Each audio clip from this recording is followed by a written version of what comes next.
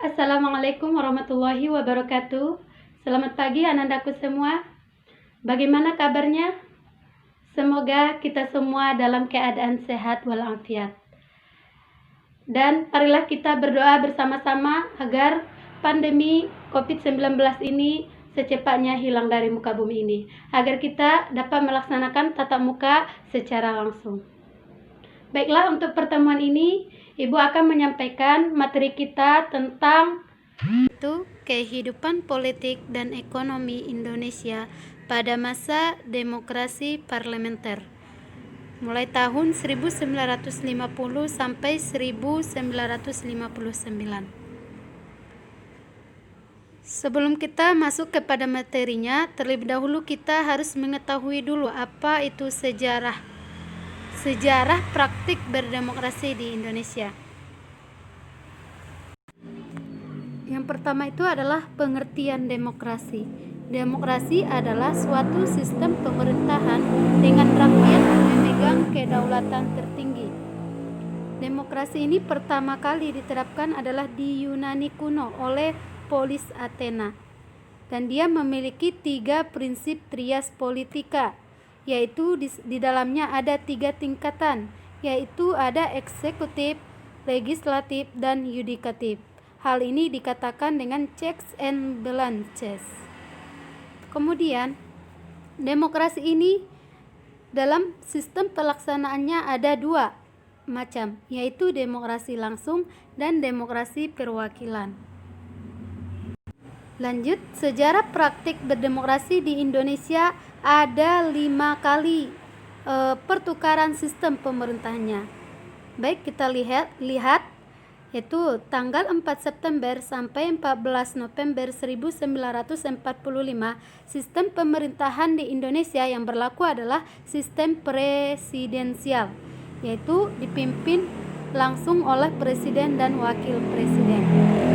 Kemudian lanjut, yang kedua sistem pemerintahan di Indonesia yaitu pada tanggal 14 November 1945 sampai demokrasi liberal, yaitu 1959.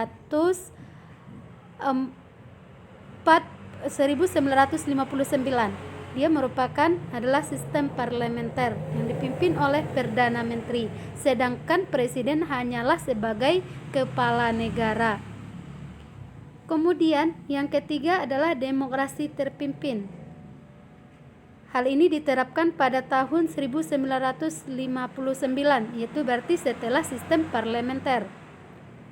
Hal ini dipimpin oleh eksekutif sangat dominan dan adanya konsep Nasakom. Nasakom ini adalah nasionalis, agama, dan komunis. Tiga partai tersebut ini akan dicantumkan dan disatukan di dalam demokrasi terpimpin. Kemudian setelah demokrasi terpimpin dilanjutkan dengan demokrasi Pancasila. Hal ini sudah masuk pada Indonesia masa Orde Baru yang dipimpin oleh eksekutif sangat dominan dan adanya dui fungsi APRI. Kemudian terakhir ini adalah masa reformasi, yaitu sejak tahun 2004 presiden dan wakil presiden dipilih langsung oleh rakyat melalui pemilu. Lanjut, dalam sistem pemerintahan parlementer ada 7 kabinet yang silih berganti. Kabinet yang pertama adalah Kabinet Natsir pada 6 September 1950 sampai 21 Maret 1951. Dalam kabinet ini didukung oleh Masyumi dan PSI dan mendudukkan Muhammad Natsir sebagai Perdana Menteri. Sedangkan program kerja yang dilakukan oleh Kabinet Natsir yang pertama adalah menggiatkan keamanan dan ketentraman, kemudian konsolidasi dan penyempurnaan pemerintahan, dan memperkuat dan mengembangkan perekonomian rakyat serta memperjuangkan penyelesaian Irian Barat. Kemudian Kabinet Natsir dianggap gagal karena tidak mampu menghadapi pemberontakan yang dilakukan Kartosuwiryo dan menyelesaikan masalah Irian. Setelah Kabinet Natsir mundur dari jabatannya kemudian dilanjutkan oleh Kabinet Sukiman, yaitu pada tanggal 27 April 1951 sampai 3 April 1952. Kabinet Sukiman ini didukung oleh koalisi Masyumi dan PNI. Kemudian program kerja yang direncanakan oleh Kabinet Sukiman yaitu menjalankan berbagai tindakan tegas sebagai negara hukum, menjalankan politik luar negeri bebas aktif, dan memasukkan Irian Barat ke Indonesia secepatnya. Kemudian Kabinet Sukiman mengalami kegagalan dalam mengatasi gerakan Kartosoewirjo, membuat pemerintahannya kehilangan dukungan. Next, Kabinet Wilopo, yaitu tanggal 3 April 1952 sampai 2 Juni 1953. Wilopo menjadi Perdana Menteri dengan kembali didukung oleh koalisi PNI dan Masyumi. Program kerja yang direncanakan oleh Kabinet Wilopo adalah mempersiapkan pemilu, pemilihan umum, kemudian memperbaharui bidang pendidikan dan pengajaran, dan mengembalikan Irian Barat ke Indonesia. Lanjut, Kabinet Wilopo dinilai gagal dalam melaksanakan demobilisasi dengan mengurangi jumlah tentara dari 200.000 menjadi 100.000, dan berkembangnya gerakan separatis membuatnya harus menyerahkan ke. Next, Kabinet Ali Sastroamidjojo pertama, yaitu mulai tanggal 31 Juli sampai 12 Agustus 1955. Ali menjadi Perdana Menteri atas dukungan penuh dari PNI, NU, dan partai-partai kecil lainnya. Program kerja yang direncanakan oleh Kabinet Ali 1, yaitu menjalankan program dalam negeri dan luar negeri. Kemudian penyelesaian pertikaian politik. Kabinet Ali mengalami kegagalan dalam masalah Irian Barat dan mengatasi gerakan-gerakan separatis membuatnya harus meletakkan jabatan sebagai Perdana Menteri. Lanjut, Kabinet Burhanuddin Harahap, yaitu tanggal 31 Juli 1953 sampai 12 Agustus 1955. Kabinet Ali kemudian digantikan oleh Kabinet Burhanuddin Harahap yang didukung oleh koalisi dari Partai Masyumi, PSI, dan Nahdlatul Ulama. Program kerja yang direncanakan oleh Kabinet Burhanuddin adalah mengembalikan kewibawaan moral pemerintah, yaitu kepercayaan Angkatan Darat dan Masyumi. Akan dilaksanakan pemilu, desentralisasi, memecahkan masalah inflasi, dan pemberantasan korupsi. Dalam Kabinet Burhanuddin ini, pemilu pada tahun 1955 dapat dilaksanakan. Kemudian Kabinet Burhanuddin tidak dapat bertahan lebih lama setelah NU menarik dukungannya pada Januari 1956.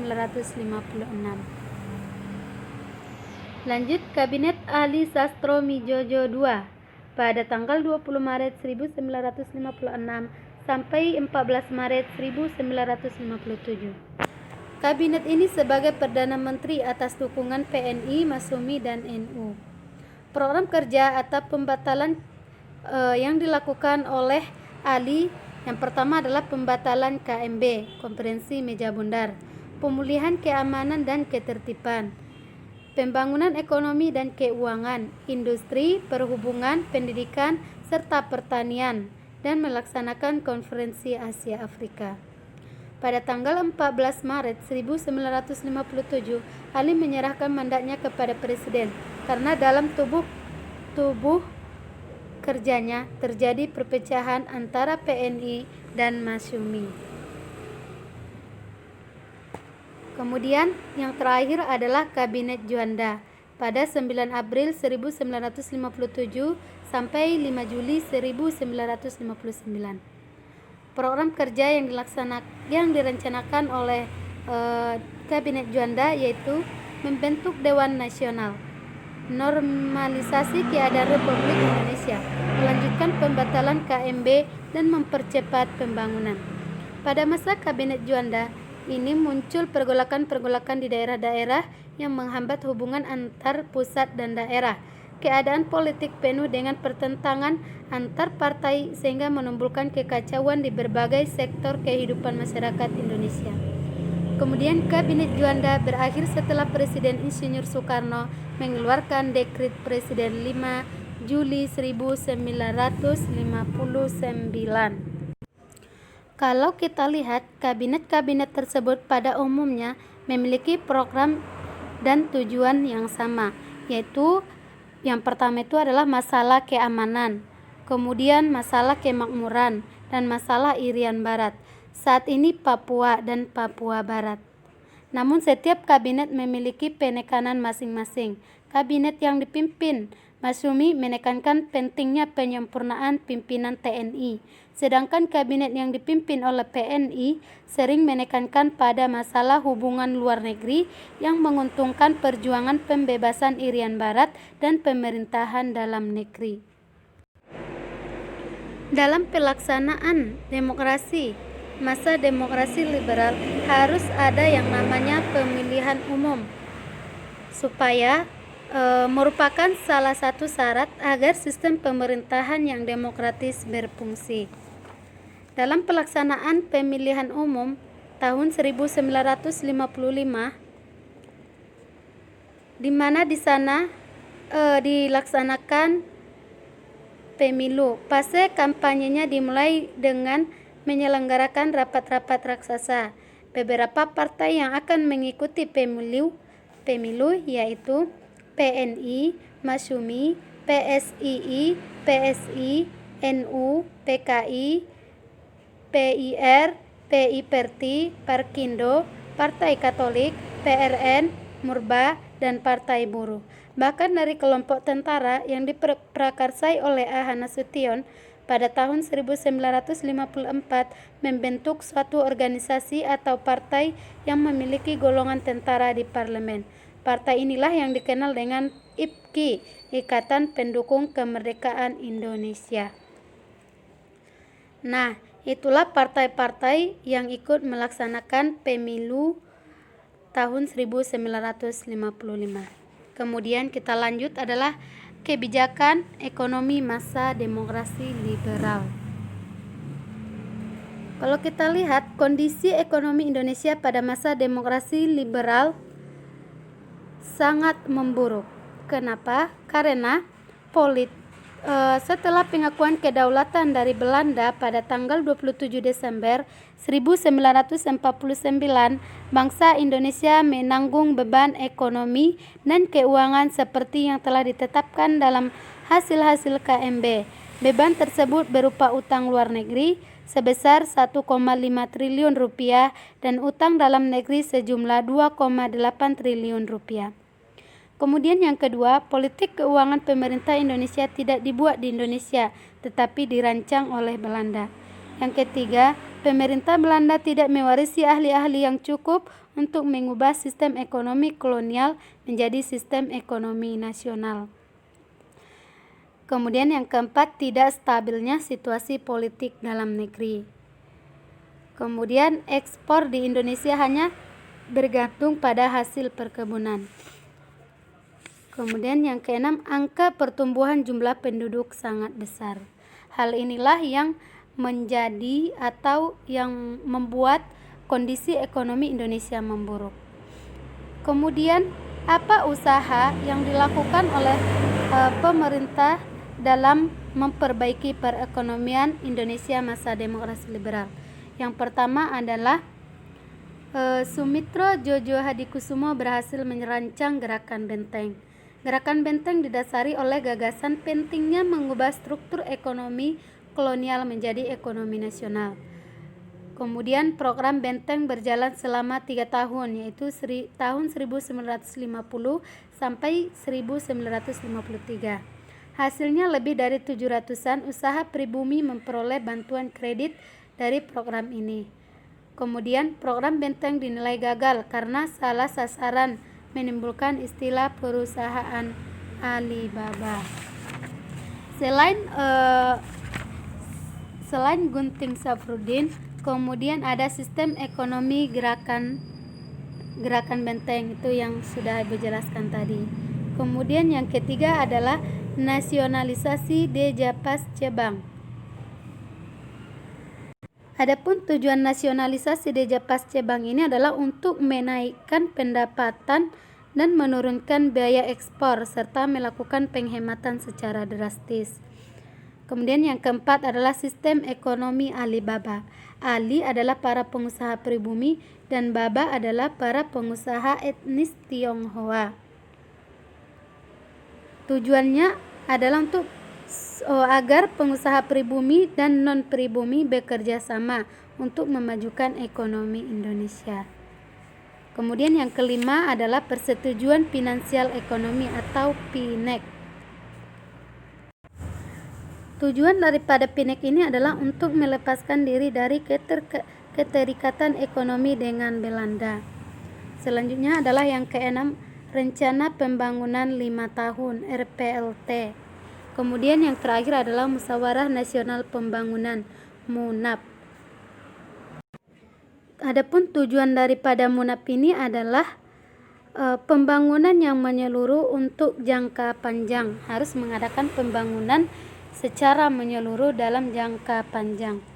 Nah, itulah dia usaha-usaha yang dilakukan oleh pemerintah untuk memperbaiki perekonomian masa demokrasi liberal. Baik, sekian, terima kasih. Baiklah, sampai di sini materi yang dapat Ibu sampaikan. Kalau misalnya Ananda masih ada yang kurang paham, silakan Ananda tanyakan di grup WA kita. Baik, Ibu tutup. Wassalamualaikum warahmatullahi wabarakatuh.